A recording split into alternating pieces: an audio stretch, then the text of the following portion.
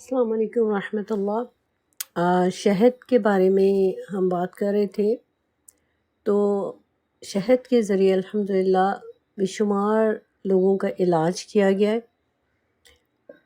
ایسی خواتین جن کو پیٹ میں مسئلہ ہے، کھانا ڈائجسٹ نہیں ہو رہا، پھر ان کو لوز موشن ہے، تو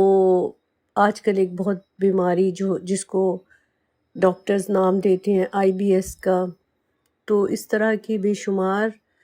مریض جو ہیں ان کا علاج صرف شہد سے کیا گیا کہ شہد جو ہے اس کو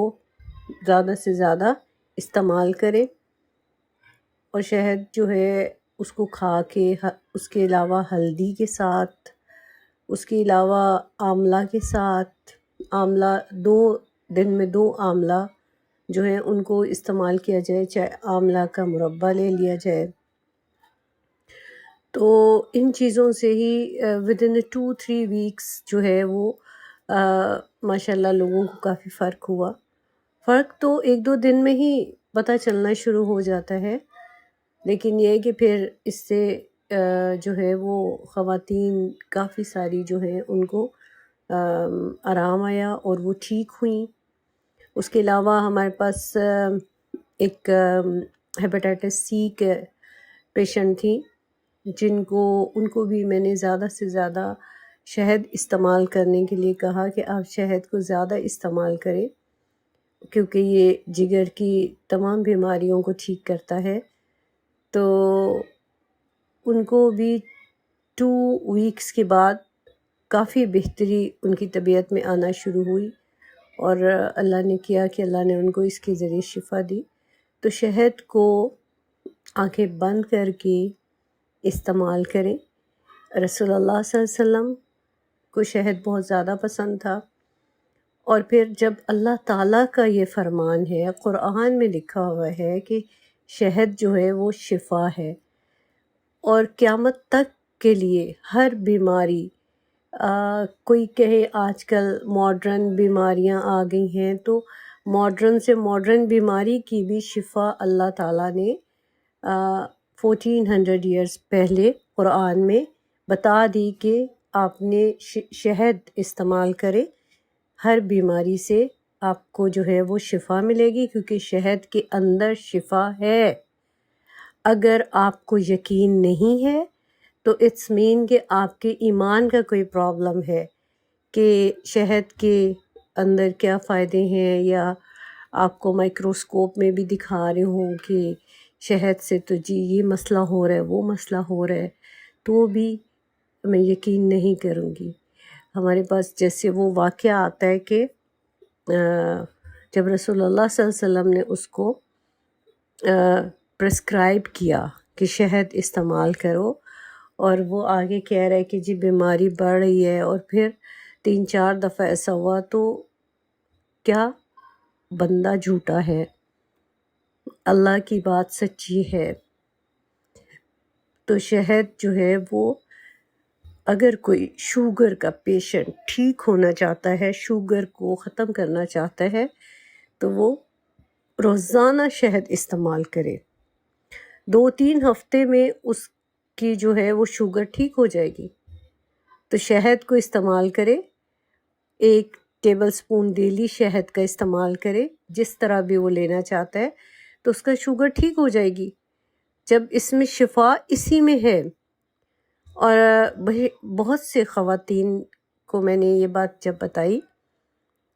تو ہر ایک کا ماننے کا لیول کچھ ہوتا ہے نا، فرق ہوتا ہے۔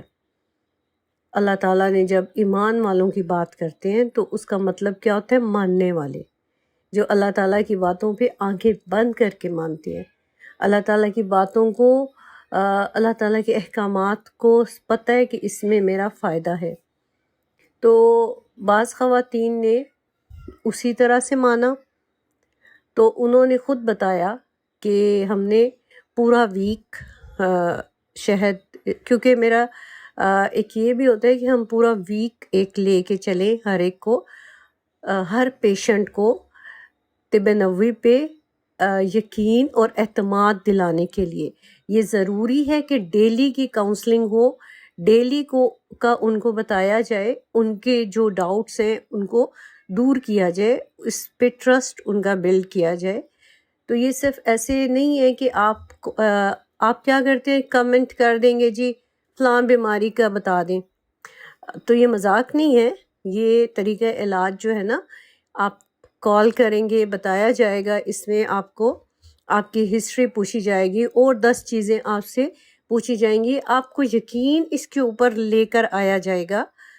تو پھر یہ ورک کرتا ہے، پھر یہ آپ کو فائدہ دے گا۔ تو کئی خواتین نے یہ بتایا کہ ایک ہفتہ پورا انہوں نے یہ شہد کو استعمال کیا، لیکن ان کا شوگر لیول اتنا ہی رہا۔ اور کچھ خواتین نے مجھے یہ بتایا کہ جب میں نے شہد استعمال کیا، اس کے بعد میں نے اپنی شوگر چیک کی تو میری شوگر ہائی تھی۔ تو یہ جو آپ کے اندر ڈر تھا یا آپ کے اندر ایک ڈاؤٹ تھا،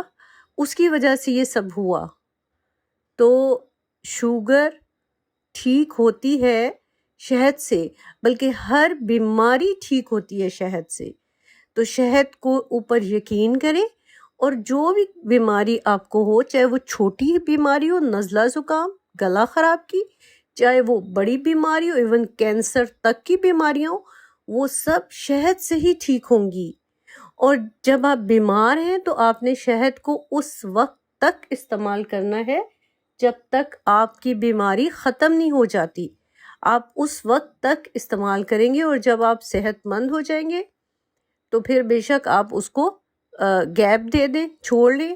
اور پھر آپ ویک میں ایک دفعہ کبھی شہد لے لیں فار انرجی کے لیے، ایز اے انرجی ڈرنک۔ یہ ہے دس از یور انرجی ڈرنک، کہ آپ اس کو پانی میں گھولیں اور جیسے پئیں، گرمیوں میں بھی پئیں۔ یہاں پہ ایک پاکستان میں یہ بڑا مسئلہ ہے